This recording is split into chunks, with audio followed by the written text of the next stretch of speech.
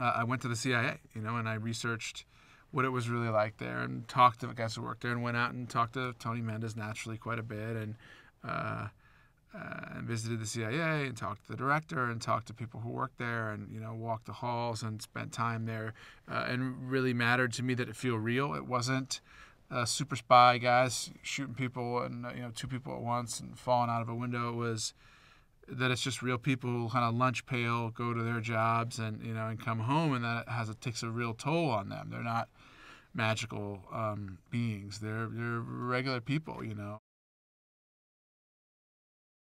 Tony Mendez is a guy who works as doing exfiltrations mostly, which is getting people out of places safely. That assets of the U.S. government, people that we care about.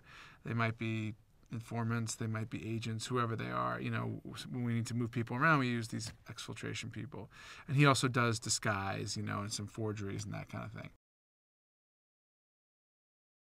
He hears about these house guests who are hiding out in Iran, but he's told to not speak up and not take part in this, and he decides that in fact not to heed that warning and to kind of participate in the discussion, which then leads them down this road to a rather unusual proposal.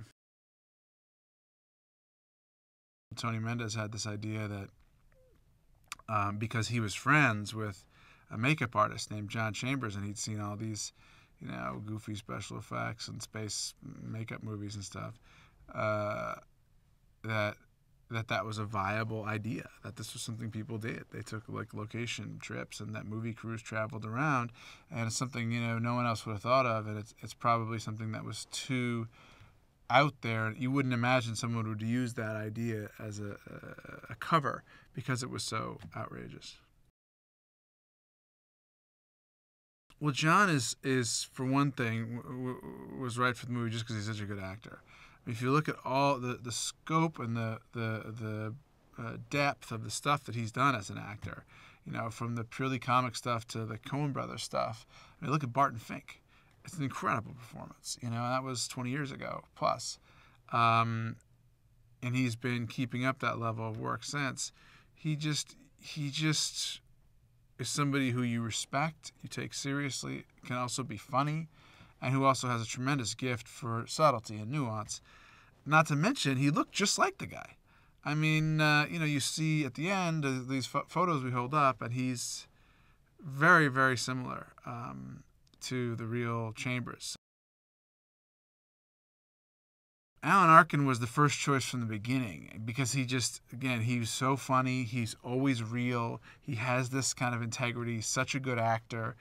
And he's able to pull off some sort of outrageous lines with complete realism. Where you believe, that's the person who would say that, rather than, this is just something that was written in a movie to get a reaction from an audience. Tony's there for a little more than 2 days, basically. He just has to get there, do what he has to do in terms of establishing credibility and leave. They're waylaid another day because the Ministry of Culture and Guidance approves their location scout and says that they need to come down to the bazaar where they're claiming that they want to shoot and scout. So it's kind of calling their bluff, and so they take the extra time where they have to go, instead of just being able to, Tony gets there, they all pretend to be in the movie business and they leave through the airport.